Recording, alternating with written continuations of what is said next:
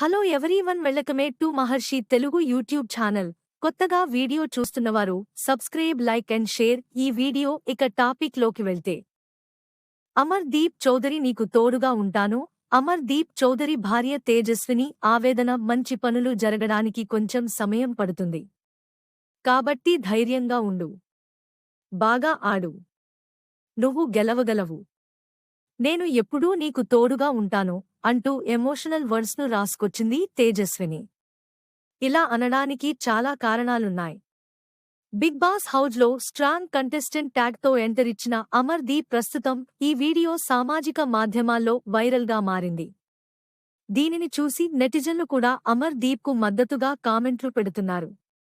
మేమంతా ఉన్నామంటూ ధైర్యం చెబుతూ పోస్టులు పెడుతున్నారు.